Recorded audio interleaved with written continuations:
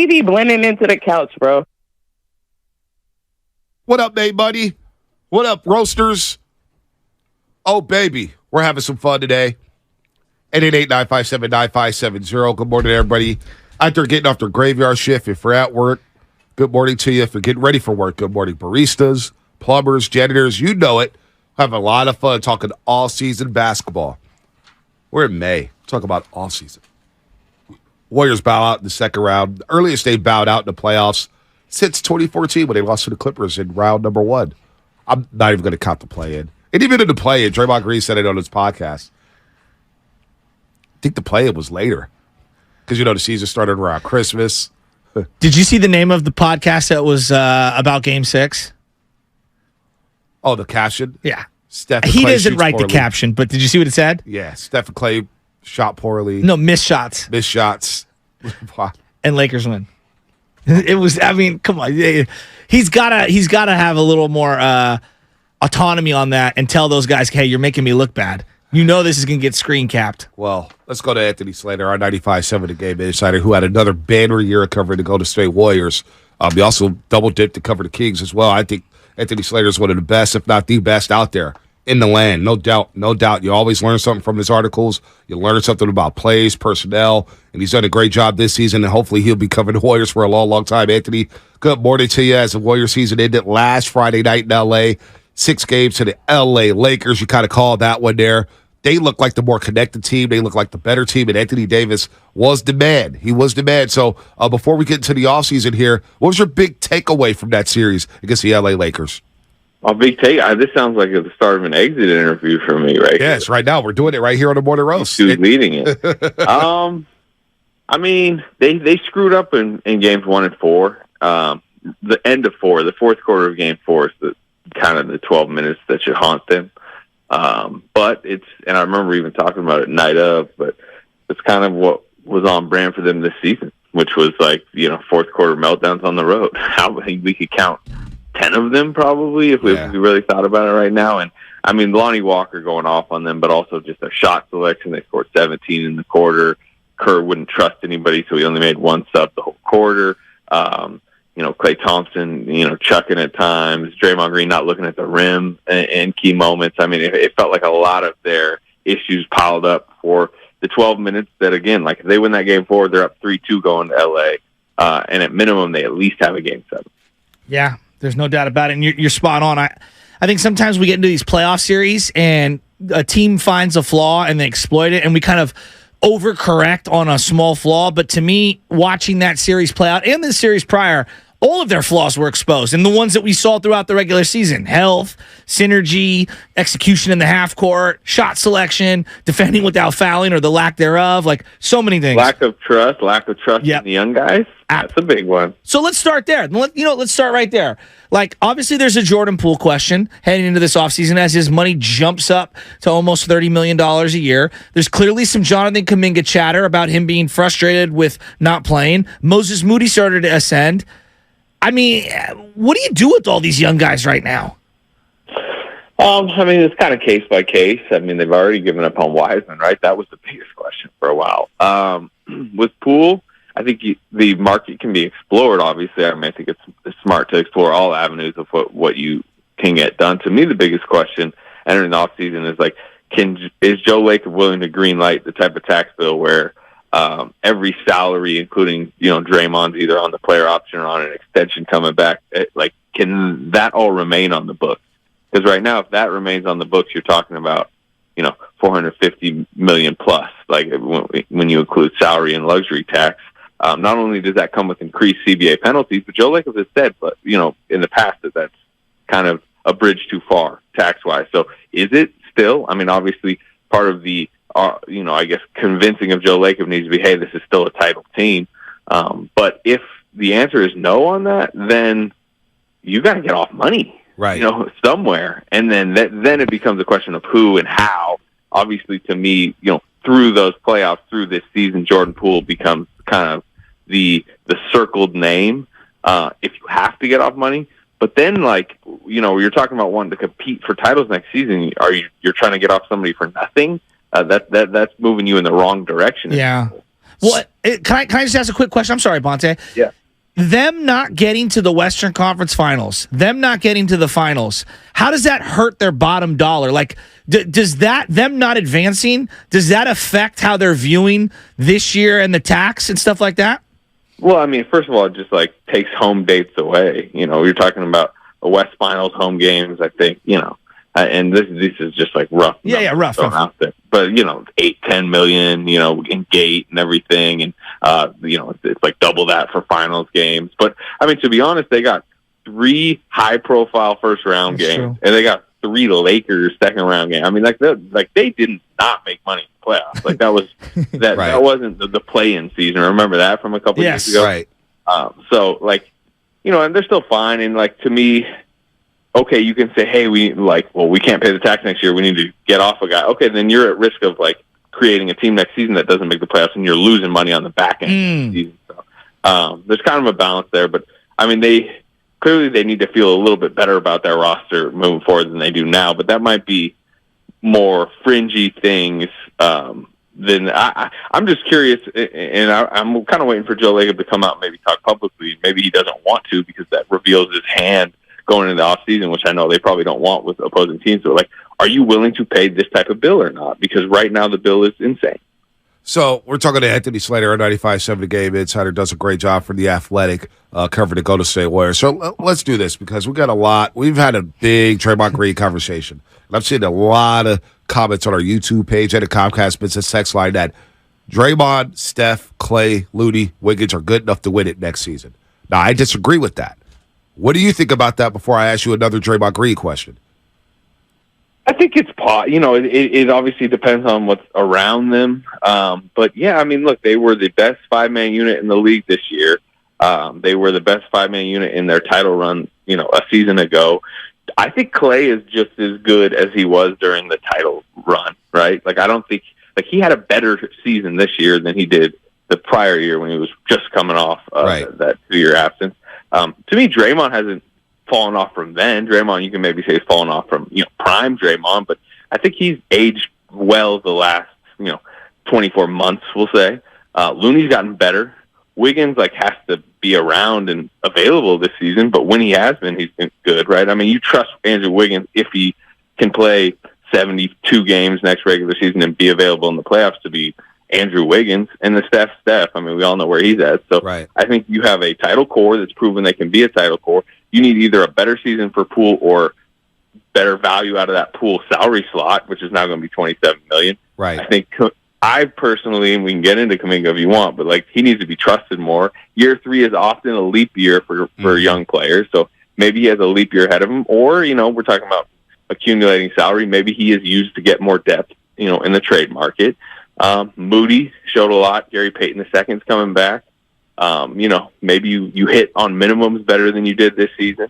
So it's feasible. The West is not that great. How good are the Lakers going to be next season? I don't know. LeBron's going to be 39. The Nuggets, like they're the Goliath in the West. That's beatable. So right. Could they win a title with this core? Yeah, I think they could. All right. So 2-part question here for you. How committed are the Dubs to extending Draymond Green? And is he worth keeping on this roster when you think about everything that happened this past season? Look, from my conversations with people in the last month, 2 months, when the Draymond Green question has come up, it's like, do we want to win a title? Yes. Should we try to win a title when Steph Curry is still clearly a top 5 player in the NBA? Yes. Does Draymond Green help us, being on the roster, help us get closer to winning a title, or putting him off the roster make us further?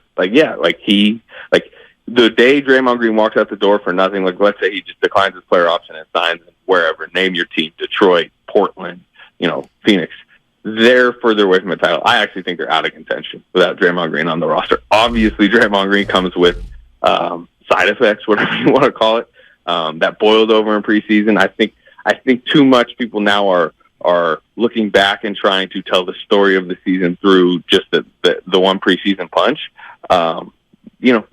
It did have an effect on the team, but what would have a massive effect on next year's team? Just losing Draymond Green for nothing, in my opinion. So what if he did opt in, they decided to trade him? Because my vantage point is, look, what you're saying is truthful. Draymond Green, I thought, had a very good year on the court. Yeah. But you look at the Lakers series, and you look at the Kings series, and you look at certain situations. Can you move forward with having two non-scorers in the half court, or Draymond Green is a small ball five? I thought that got exposed during this playoff run. Yeah, I mean, and that has impacts on your younger players, right? Part of the reason Kuminga is tough for him to get on the court is because, Draymond and Looney have to play so much and just, the lack of spacing that's out there. To answer your question of, like, if he, an opt-in and trade type scenario, I'd have to know what's on the table, right? Are you salary dumping and getting a pick and, like, an okay vet? Are you, like, hitting them to Atlanta for John Collins or something like that? And that's a complete theoretical that I just made up, so I don't want that, like, out there. Yeah, don't clip that, Kirsten or Whitley. He's not saying trade for John Collins. Anthony Slater's not saying for that. All right, go ahead. Well, like, in that scenario, like, do you think that gets them closer or further away from the title, like a John Collins? Yeah, farther away. I'm not a big fan of John Collins. But that's like, that's the ballpark we're probably talking, right? We're not. You're not just swinging him out there and getting this massive, upgrade.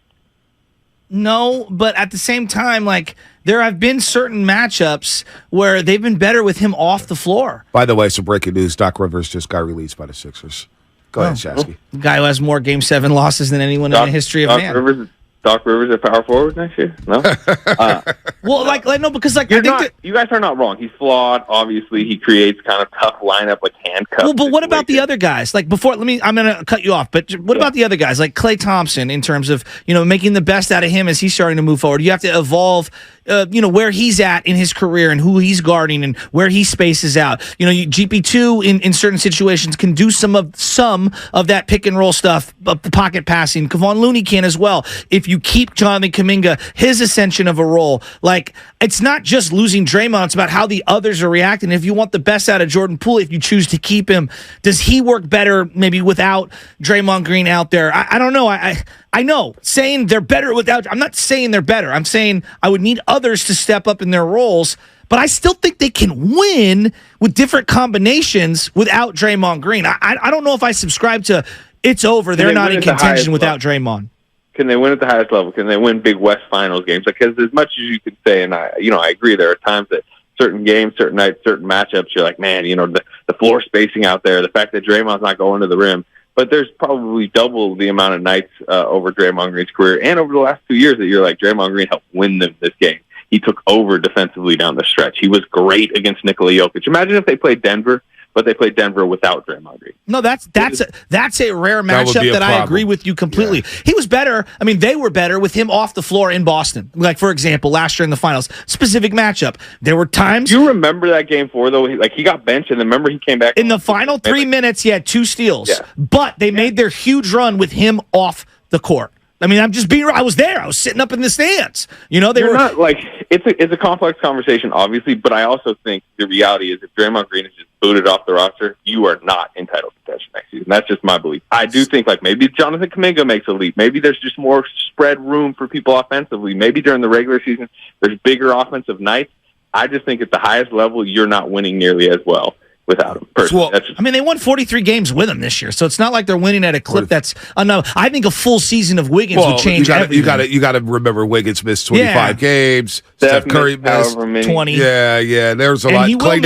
Clay didn't play back-to-backs until the All-Star break, so that's not fair to Draymond Green there. But let me ask you this then, because Jordan Poole has been a lightning rod all season long. We know what happened in the preseason, and it just never. You covered this team, Anthony. The vibe just never felt like it was right. Their longest winning streak this season was 5 games. They were awful on the road, which tells me that they were struggling to get along with each other. Well, maybe not getting along, but that camaraderie was not there like it was the season before. Can Jordan Poole and Draymond Green coexist for another season together? I mean, coexist. Yes, because I think they're both professional in the sense of I don't know, Draymond Green, not necessarily he's not the type of guy to show too much shame. He got his voice back. He definitely had to kind of neuter his leadership voice for a while during the regular season, but he got it back. He was kind of his boisterous self behind the scenes, in film and all that by middle of the season. So I think he could coexist. Jordan Poole, that's obviously kind of a bigger question, but the reality is, he took a professional approach this season. I mean, he was accepting of playing next to him after that event and through the full season. Now, do you get the best version of Jordan Poole? I don't know. I don't know the answer to that. That's something they need to figure out. Right. They need to have the high-level conversations behind the scenes. They also need to explore what the options are. We can sit here and talk about, like I said, these theoretical, like, oh, what could Draymond get? Oh, what could Jordan Poole get? What if you package Jordan Poole with Kuminga? But we don't have the answers because I can't call Masai Ujiri right now and be like, what would you really give up for these guys? So, and that's, guess what? The front office is in Chicago this week. What would you do? What would you do with Jordan Poole? What would you do if you were in control? What are you doing with Jordan Poole? Explore the market. Obviously, Gotcha. You got to have a conversation with Joe Lacob where it's like, hey, this is the thing I think is not being talked about enough. Joe, can we keep that salary slot on the books? Jordan Poole goes from $3.9 million to $27 million this year. That is what spikes the tax bill from under $400 million to far above $400 million. He has said he won't go there. If he won't go there, then the conversations are very different. You're calling teams being like, who will take him for free, essentially, if you can't pay that. If you can, then you're deciding, hey, do you trade a young player like Jordan Poole, still averaged 20 a game this season, for, at his lowest value in 12 months? You see what the league thinks of him. And if you can, maybe you bring him back and trust people to be professional. I don't know. I mean, you drafted this guy 28th overall, and he's still a high-level talent, and he does stuff offensively that they don't have beyond Steph Curry. There's still value there. I know he had a bad playoff, obviously, but he's not nothing. Right. No, I'm with you there. Anthony Slater, 95-7 the game. He's one of the few guys on the team that get to the free throw line, get to the cup at will. I wish that was explored more during the playoffs, but he was struggling, as a lot of guys struggle. Klay Thompson struggled. I don't think moving Klay Thompson to the bench in today's NBA game is a smart move when you need all the space and shooting the NBA has to offer these days. A lot of teams play a 5 out now with their guys playing on the perimeter. But Jonathan Kuminga, you mentioned him earlier in the segment here, Slates. I think Kuminga has all the talent in the world, but he didn't play. And visibly, I was disappointed with him in the postseason when he started moping. He had a bad attitude. Can they salvage Kuminga in this system, or does he need a change of scenery? He needs to play. And, I understand, obviously, he didn't, take it that well, but we had conversations in the playoffs. I'm not sure if I was him, I would have taken it well either. When he was playing, he played for 2 months. He was good. 20 after the All-Star break, 24 minutes a game for, 21 straight games. No Wiggins, obviously, but it's 13 points a game. It's good individual defense. I thought growth you guys watched it, right? He wasn't just so out of his element in the Warriors-style system, right? It was suddenly okay, that was a nice back screen. Right. He sat in the dunker spot and looked like Iguodala, right? Timing up that cut well for an alley-oop. To me, he showed, hey, I will play the way you want me to play. I'll try to cut down some of the shot selection, the 18-foot back down, 1-foot fadeaways. And, but he also shot it well. People say, hey, you don't want him to shoot threes. He's 35% for threes this year. So what happened in the playoffs then? Why, the fact that he couldn't get rotation got too crowded. But even in the game 6, look, I think by then you can talk about maybe the frustration on the bench, Gotcha. the lack of locked in mentality behind the scenes. I think it had spiraled too much by that point because he was basically at that point on his 13th straight DNP. Right, and that's not fair to Kuminga to say, hey, Game 6 elimination game, go guard LeBron James. That's not fair. At that point. At that point, Slater, I didn't even want him to play. It wouldn't have been fair to the kid because then if he struggles, see the kid's not ready. The kid's not ready. That would have been an absolute joke there. Real quick before we let you go, Slates, did you hear what Bill Simmons said about Draymond Green and the relationship with LeBron? I didn't see exactly my assumption. I think maybe I caught part of it, but it's just that he was too friendly with him during the series. What do you think about that? You watched every game up close and personal. Draymond Green. He's a savage on that court. He's nasty. He starts talking to everybody. What did you see in that series? Yeah, what was it, Game 5, I thought was that was the most lit up he was. It was almost the most, you could say, mean to the other team he was, right? The way he was chirping, kind of going after Schroeder. But I remember, I think it was David Menon from ESPN reported on, end of Game 4, he was, barking at Rich Paul, about Schroeder. He clearly targeted Schroeder instead of, LeBron or AD. You would have probably liked to see him really go at AD a little bit more like he went at Sabonis. Right. But I can understand not really going at LeBron, because LeBron is not tauntable, right? He went after Aaron Gordon in the first-round series last year because he felt Aaron Gordon might shrink from the moment. LeBron's not shrinking because Draymond Green yells a couple things at him. Davis? That's a bigger question. Maybe he should have gone at Davis a bit more. I think that's been a little overstated, the idea that if he had just, mentally put a stamp on the series, they would have been better. 20 seconds or less. Bob Myers back? with the Warriors, or is he moving on? Oh, man. I think it is very much up in the air. And I might lean like 51-49. He's not coming back. Of course, Bob Myers, president of basketball operations and GM of the Golden State Warriors. Contract expires at the end of June. Should be interesting, Slater. A great offseason, or very interesting offseason for the Golden State Warriors, to say the least. We'll be in touch with you, man. Again, hell of a job this season, man. I think you're one of the best to do it out there. Your breakdowns, the way you cover the game, the way you bring perspective, I think it's top-notch, man. So continue the good work, man. You know that. You're good at what you do. All right, fellas. It's been great this season. A pretty great exit interview, and, yeah, we'll talk down the line.